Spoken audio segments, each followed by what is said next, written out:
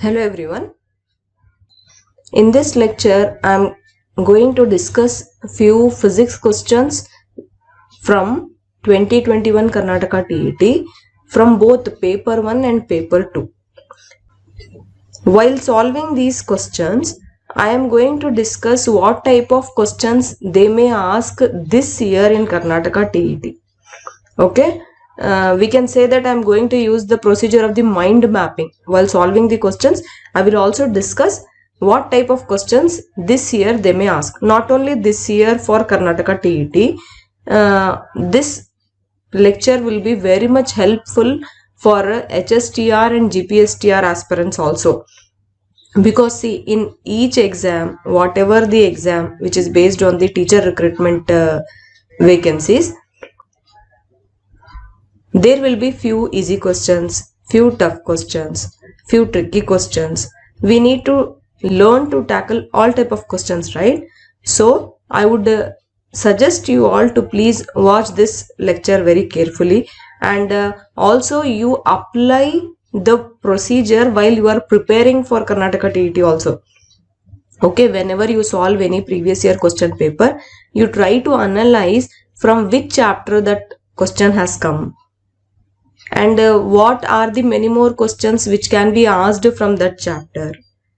Also try to solve similar type of questions. Okay, this will increase your confidence, and you will become perfect with the concepts. Okay, so let us start. This is from paper 1, question number 121. From question number 121 I found these physics questions. The question is, a ball of mass 150 gram is hit by a bat. The ball starts to move with a velocity of 3 meters per second. The momentum of the ball is. They have given 4 options. See, first either you write it that what is given, or you can also analyze it in your mind. They have given mass of the ball, which is 150 grams. Then they have given the velocity of the ball, which is 3 meters per second. Using these two physical quantities, you should recall if there is any formula which is directly relating to mass and velocity. Yes, of course it is there. One very simple and easy but very important formula which gives you the momentum P. Okay, this is the momentum. This momentum is equal to mass into velocity. Now mass of the ball is given as 150 gram. Velocity is given as 3 meters per second. You have to see the options also, whether your units are matching or no. In mass you have gram, right? You see the options. Is there gram in any of the option? No. In all of the options there is kg. So you have to convert these grams into kg first. How you will convert? You have to divide 150 by 1000, because 1 kg is equal to 1000 grams. This will give you 0.15 kg. Now you match the options. One is kg, the other one is meter per second. Yes, in 4 options also you have kg, meter per second. So now also we did not reach to the right answer, but at least we have an idea that our unit is matching. So we are going in a right way. Now just you have to multiply, because momentum is equal to mass into velocity, right? So it is 0.15 kg into 3 meters per second. This will give you 15 3s are 45, 0.45 kg meter per second. So option 1 will be the right answer. Okay, so this is the right answer. Without seeing the units, if you just multiply mass into velocity, that is 150 into 3, what is the answer you are going to get? You will get 450. And you are not writing the units in the right side, but actually the unit is gram meter per second, but you are ignoring it. Just you are multiplying 150 with 3. then what you will do? You will tick option 3, which is a wrong answer. So in physics, units are very, very, very important. Not only in physics, in any of science, in chemistry also, in maths also. Units are very, very important. One who will understand that units should match will never make a wrong answer. Okay? See, just by ignoring this unit, your answer was going wrong, right? If you consider these units, your answer will never go wrong. Okay? Now for sure they will not ask this momentum question, right? What are the more questions which may come from this part? See, this is motion, right? Momentum, it deals with motion because it is mass into velocity.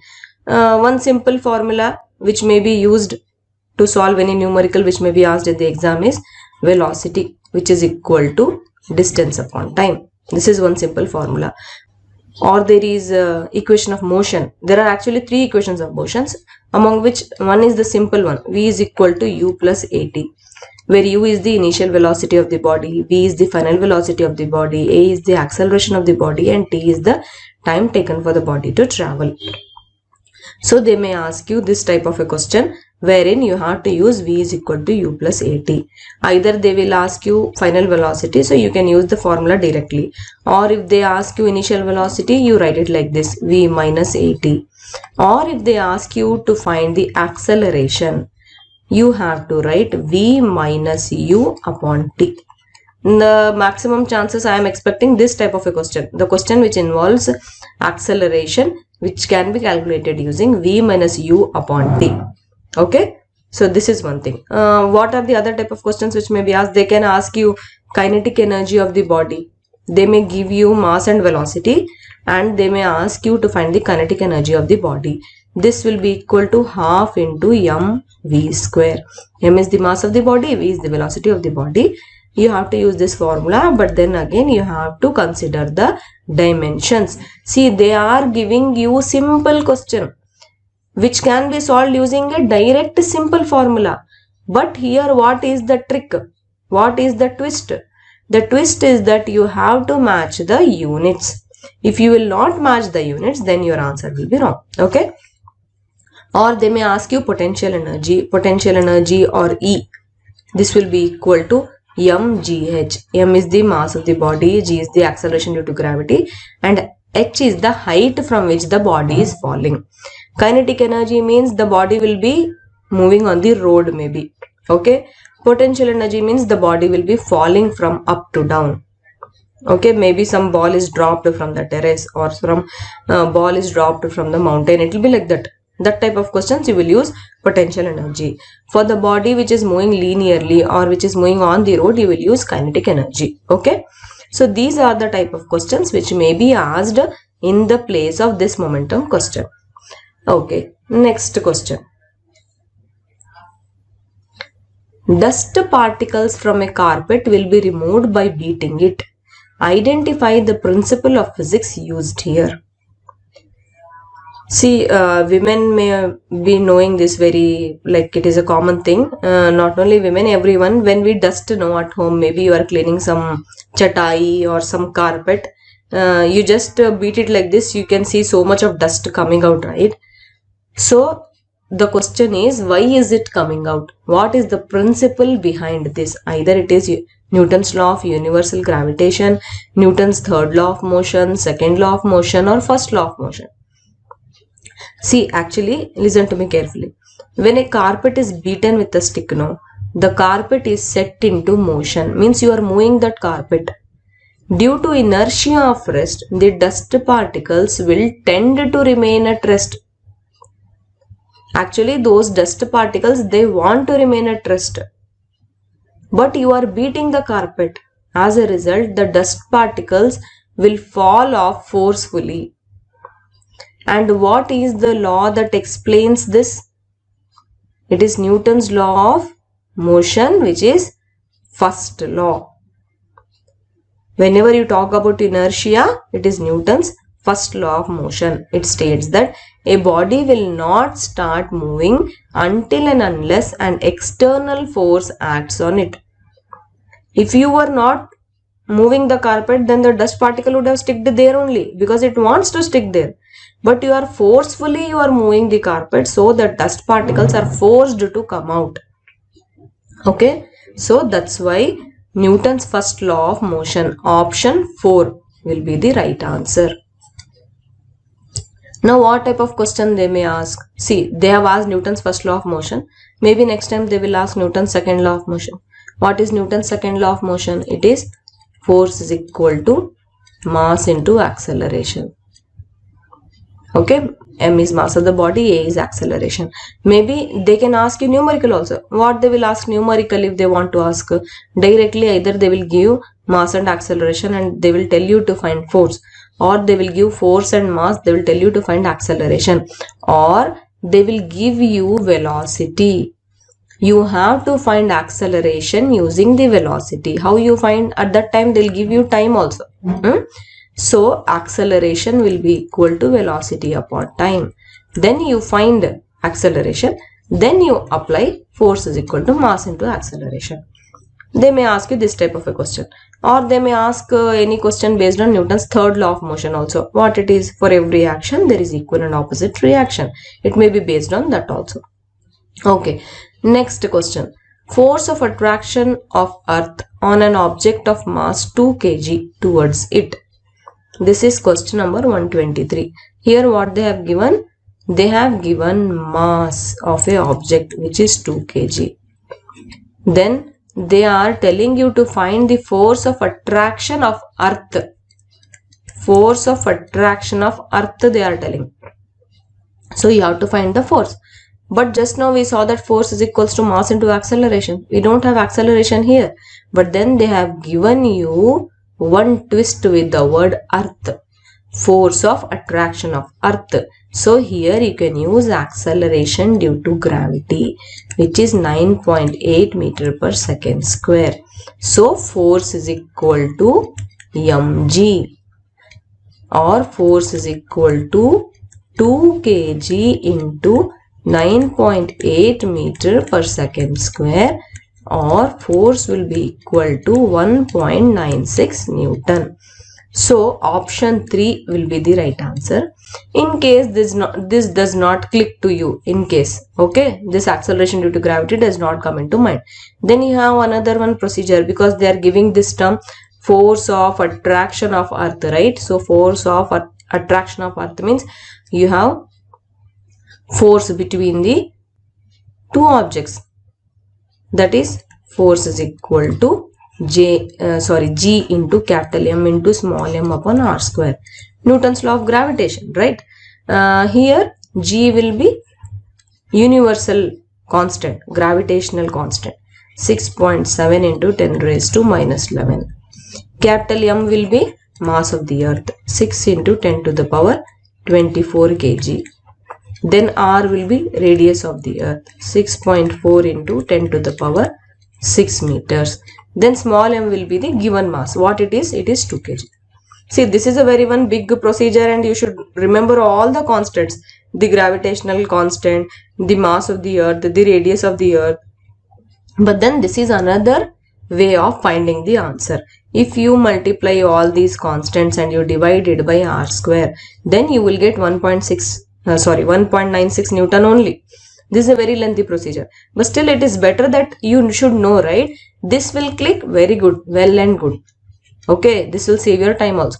By chance if this does not click and you have time, then you can use this also. Okay, so this time maybe they will ask anything related to this also, the Newton's law of gravitation. You never know. Okay, so maybe they will ask you to find the mass of the earth maybe. But if you already know the constant of the earth, then no problem. You can take the right answer. It's better you know these constants also. Okay, next question number 124. A boy is enjoying a ride on merry-go-round which is moving with a speed of 10 meter per second. It implies about boy. See, actually they are telling that one boy is enjoying a ride on merry-go-round. What is merry-go-round? It is a ride like this. You must have seen this in exhibitions. This is a ride which is known as a merry-go-round. That boy is enjoying a ride on merry-go-round and it is moving with a speed of 10 meter per second. They have given you the speed which is 10 meter per second. It implies about boy, whether the boy is at rest or he's moving with no acceleration, or he's moving with acceleration, or he's moving with uniform velocity. See, actually, the boy, he is moving with acceleration. Option 3 is the right answer. But why? I will tell you. Acceleration means it is the measure of how fast the velocity changes.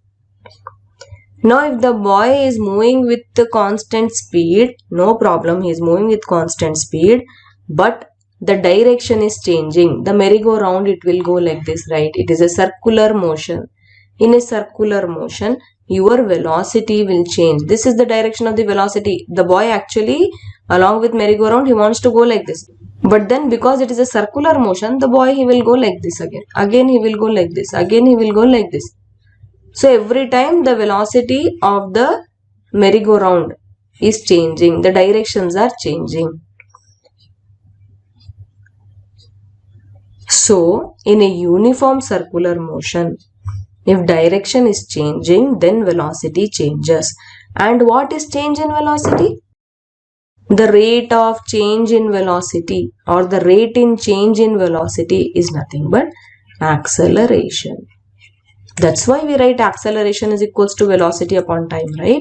That's why you say that the boy is moving with acceleration. Option 3 will be the right answer. Okay.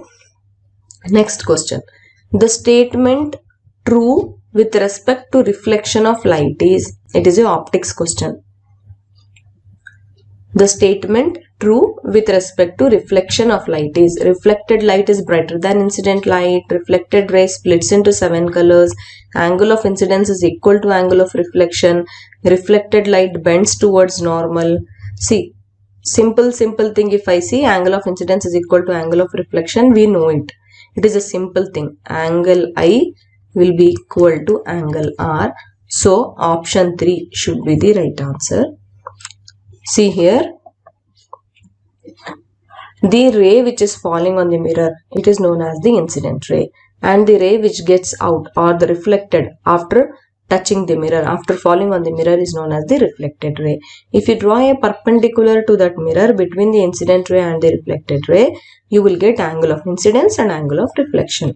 Now this reflection, it is described by two laws. First law is that the angle of incidence is equal to angle of reflection, that is angle I is equal to angle R.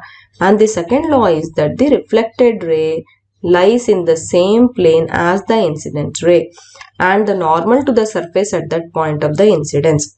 The two rays are on opposite sides of the normal. Okay, you can see in this figure, the second law will describe this, that the incident ray, reflected ray and the normal, they all fall on the same plane. So, option 3 will be the right answer. Angle of incidence is equal to angle of reflection. Next question. Unit of electric charge is, what is the unit of electric charge? Of course, it is Coulomb. You should be knowing the units of physical quantities. For example, I have given you table here. I think if you learn this table, it will be more than enough for this year's TET exam. Here I have given you the units of force, weight, work, energy, heat, power, pressure. See, you have to note that there is same unit for work, energy and heat, that is joule. Okay. And then for pressure and stress, both are Pascal. This you have to remember.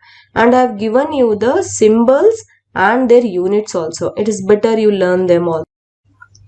For example, the unit of pressure is Pascal, we know. But then what is it? It is Newton per meter square. So you have to learn this table. I am sure that any question will be asked from this table only this time. Okay, you have to learn it. Next is question number 127.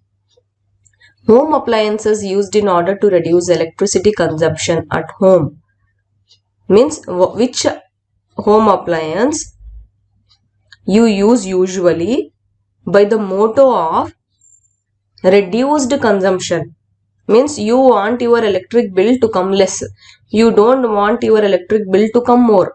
You want that the bill cost will be less and less so that you can save some money. For that what type of appliance you will use at home? You will use only those type of appliances. At least you will try to use only those type of appliances which will draw less power, because you want less power consumption, right? So that you get less bill. So one which draws less power. Option 1 will be the right answer. Next question. A person can see objects only at the distance greater than 40 centimeter. To correct his disorder, he is advised to use lens of power. Minus 2.5D, D is diopter, it is the unit of lens, plus 2.5D minus 1.25D or 1.5D. Means there is a person, he can see objects only at a distance greater than 40 centimeter. Means he can see only the objects which are far. Now if he want to correct this problem, this disorder, which type of lens he will use? What will be the power of that lens? This is the question. See here they are talking about the in front of the eye, because 40 centimeter, right? So it will be a concave lens, and for concave lens you have object distance will be minus infinity. Image distance will be minus 40 centimeter.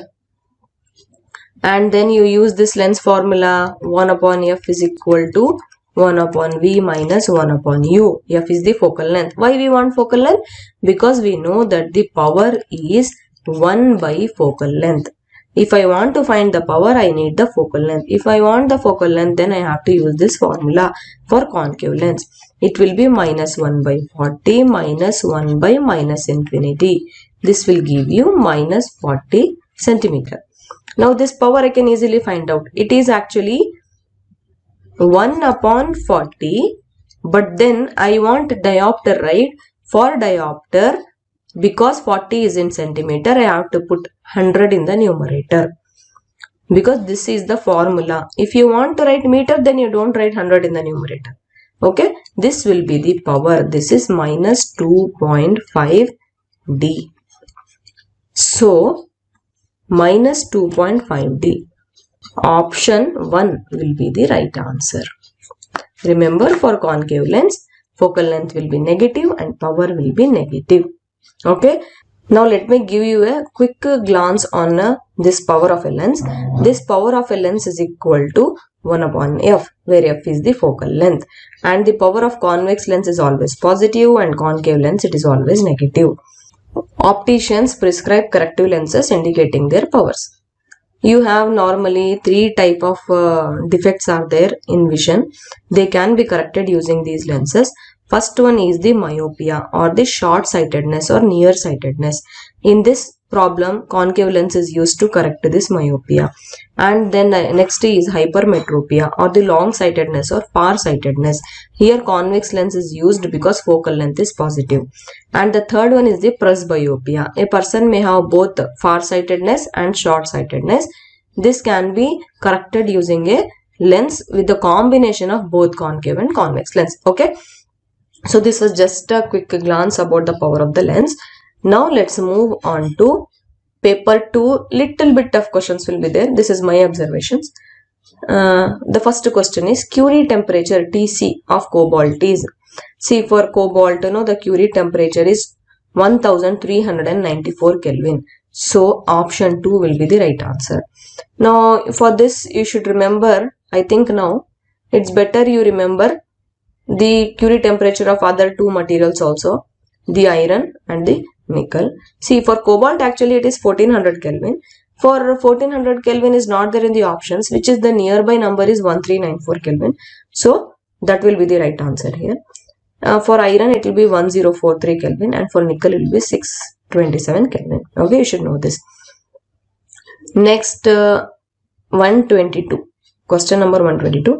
A person uses a lens of power minus 2D. The eye defect and lens used by him is. Now you can easily tell it, right? I told you about the myopia, hypermetropia and all that. So the answer will be option 4, because concave lens, myopia, convex lens, hypermetropia, concave lens. It is used to correct myopia, which is a far away objects problem. Means the thing will be negative, the power will be negative. Here negative power is there, means either see Any one thing will come in your mind also, here option will be correct. If you get concave lens in your mind, then myopia is there with concave lens, right? So concave lens and hypermetropia will not go through, isn't it? So concave lens and myopia will go. So option 4 will be the right answer. Next question number 123. Resistor color code for yellow color is. Actually, for resistor color codes, you should know certain things which are very, very important. See, this is the thing you should know. And how do you remember these? Means, see, on the resistors, no, you will have certain colors. It could be any color among this: black, brown, red, orange, yellow, green, blue, violet, gray, white. And then there will be gold, silver also. So how to read the resistors? I will tell you. Actually, no, first color of the resistor will give you first digit. This is the value of the resistor. Okay, in that value the first digit will be given by first color. Second color will give you second digit. Okay, third color is a multiplier. It will give you some number which will be 10 to the power. Okay, that number will be given by this third color. Okay, fourth color will give you tolerance. It will give you plus or minus some percentage. Okay, that could be gold, silver or none. If there is none means you write 20%. If there is silver means you write 10%. But how to remember these colors? This I will tell you first. See, actually there are many mnemonics, many tricks to remember. But which I like or which I learnt in my school and college is black, brown, red, orange, yellow, green, blue, violet, grey, white can be remembered as B.B. Roy of Great Britain has a very good wife. B.B. Roy of Great Britain has very good wife. Of has nothing to do. G for great. Again B. H has nothing to do. A has nothing to do. Then V, G, W. B is black. Remember, first one is black. Second one is brown. In Roy, no, R is red. O is orange. Y is yellow. Then G, great, green. Then Britain, B, blue. Then V, violet, good, grey. W, white. Okay. B.B. Roy of Great Britain has a very good wife. This you have to remember. If you remember, then you will have no problem. You will have the values. Now you go back to the table, you will understand. See here, black will start from 0. 0 till 9. How you write it? Like this. 0, 1, 2, 3, 4, 5, 6, 7, 8, 9. Okay. See, in a resistor, the first color will give you certain number. Say example, if you have brown, it will be 1. Second, say for example you have orange here, it will be 3. Again third, say example here you have yellow. If you have yellow means you have 10 to the power, yellow is 4, right? 10 to the power 4. And here maybe you have silver, you say. For silver, what is the tolerance number? It is 10%, right? So it will be plus or minus 10%. So this is the value of the given resistor. This is the resistor. Using this color coding, I found the value of this resistor.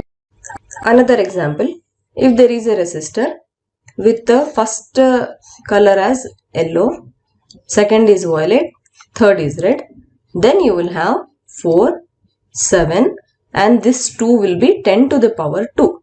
Okay. So it is 47 into 10 to the power 2. I am not giving any tolerance value here. 47 into 10 to the power 2 ohms or 4700 ohms, or if you want to convert it in kilo, it will be 47 kilo ohms. Okay. So it is 47 kilo ohms. So this is how you can read the color code of the resistors. Okay, so one question is always expected in TET based on this color code. So it is better you learn this. Let's move on. Next question is from current electricity. No, before that there is another question. The question is question number 124. Every body continues to be in state of rest or of uniform motion along a straight line unless acted upon by an external force to act otherwise. Of course, this is a Newton's first law of motions statement. We know it already, right? We did it in the paper 1 only. So option 2 will be the right answer. Okay. Now there is a question from the current electricity. The question is in the given figure. R1 is 10 ohms, R2 is 40 ohms, R3 is 30 ohms, R4 is 20 ohms, R5 is 60 ohms, and a 12 volt battery is connected to this series. The total resistance in this circuit is. See, first of all, by seeing the circuit and by seeing the question, I would make you one thing clear, that we have to find total resistance in this circuit, right? So we don't need the value of the battery. Whatever the value of the battery is, whatever the voltage is not required for this particular type of question. Correct? Because we have to find the total resistance. That's it, right? Here we will have to identify how the resistors are connected, whether they are connected in series or they are connected in parallel. This will do. And if resistors are connected in series, you find the total resistance as the sum of the resistors. Okay. And if the resistors are connected in parallel, then you find the total resistance as 1 upon the total resistance is equal to 1 upon R1 plus 1 upon R2 plus how many resistors are connected, it depends. Okay. Now first see here, R1 and R2, they are connected in parallel. Then R3, R4 and R5, they are connected in parallel. Then this entire combination and this entire combination, they together, they are connected in series. How to identify? There are many ways of identifying. First is that you can see how the connections are done. As I told earlier also, I will give the link of the GPSTR playlist. You please go there and watch the lectures. You will understand very nicely how to identify the series and parallel connections. Okay. Now for instance, one thing which you have to remember is that just to identify, see, if the resistors are connected like this, means one end of the resistor is connected to the starting point. The ending point of one resistor is connected to the starting point of the other resistor. Then this is a series connection. If the connections are like this, the starting points are connected to starting point, the ending points are connected to ending points, then it is a parallel connection. Okay. So much you can remember. This is a trick to remember. Okay. Now let us find the total resistance. For that, first I have to find a total resistance of this group, right? Let it be R dash. Then I will have to find the total resistance of this group. Let it be R2 dash. Then I will find the total resistance of the circuit using this R dash and R2 dash. Now in this R dash group, the resistors are connected in parallel, right? So I will use this formula. 1 upon R dash by 1 upon R1 plus 1 upon R2. What is R1? It is 10 ohms. What is R2? It is 40 ohms. This will be equal to, I will take the LCM, it will be 400. So it will be 40 plus 10 upon 400. This will give me 50 upon 400 or 1 upon 8 ohms. This is my 1 upon R dash, which is 1 upon 8 ohms. Or if I want the value of R dash only, it will be 8 ohms. Similarly, if I want to find 1 upon R2 dash, I will do 1 upon 30 plus 1 upon 20 plus 1 upon 60, which will be equal to 120 will be the LCM, right? How you do the LCM? You take 30, 20 and 60. Find the LCM. 10 3s are, 10 2s are, 10 6s are, then 3 1s are, 3 2s are.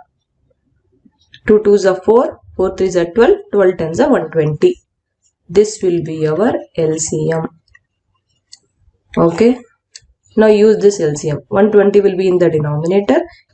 120 upon 30 will be 4 plus 120 upon 20 will be 6 plus 120 upon 60 will be 2 and LCM is 120.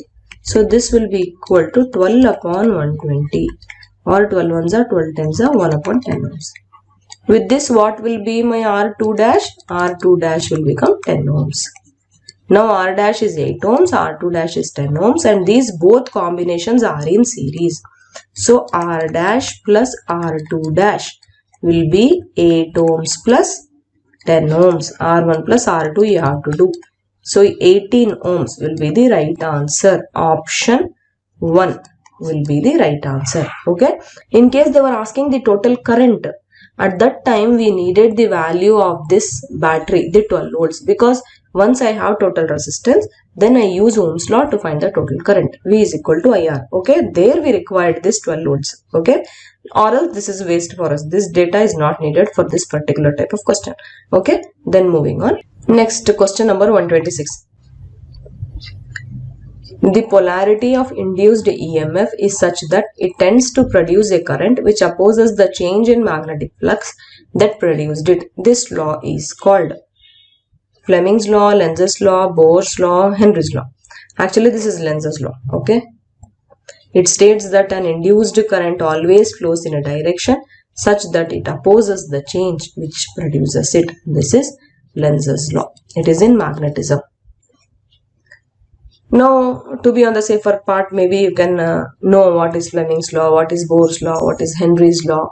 In that only, see, I will suggest you to make one list of laws in physics, like Newton's laws is there, and then Coulomb's law is there. And all these laws, you just make a list and you try to analyze what those laws state. Then that type of question you can easily answer. Okay. Next question. We slip on a rainy day due to. See, actually on a rainy day, the water on the road, it reduces the friction between our feet and the road. So if friction is reduced, means we slip. Friction, it is the force which attracts you and the ground, maybe your feet and the ground, maybe the force because of which you can stick to that ground. But if that friction only will get reduced, then you will slip. Okay.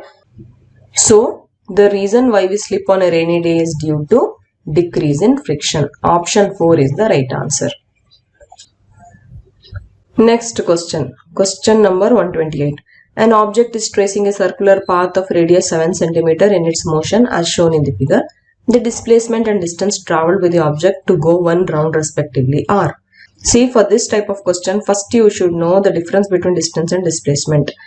See, for example, you are going from point A to point B. For that you have two ways. One is this way, A to B. The other one is this way, like this. Okay, this is one way. This is another way.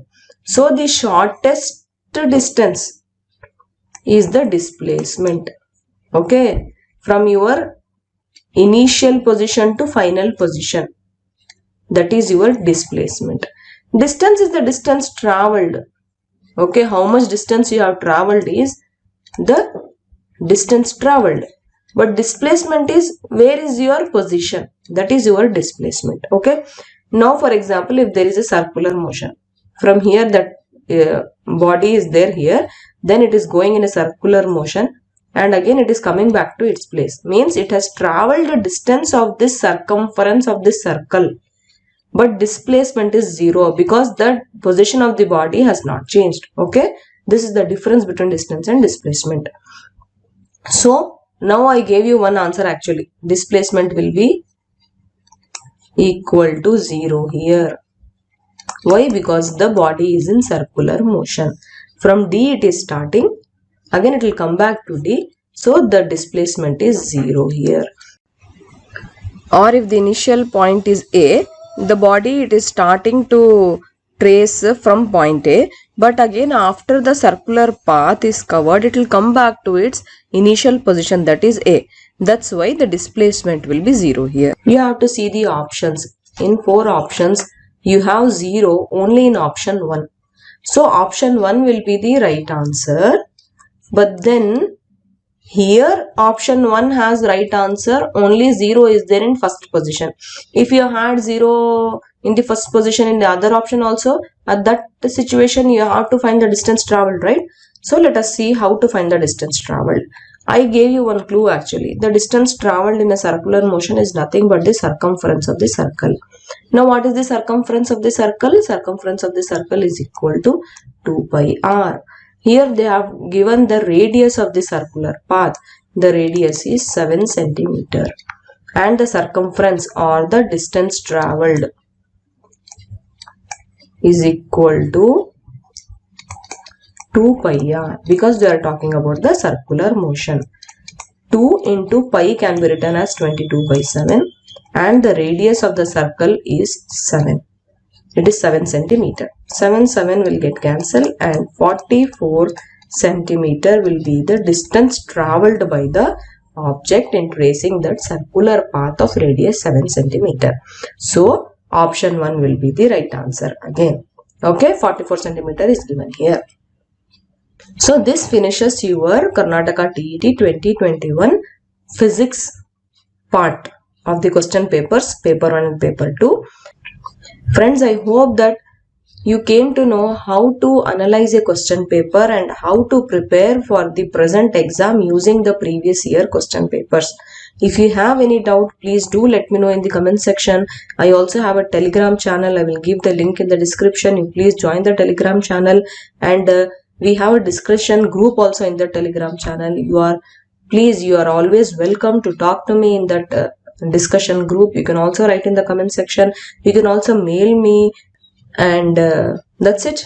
So please keep working hard, and if you have any problem, please do let me know.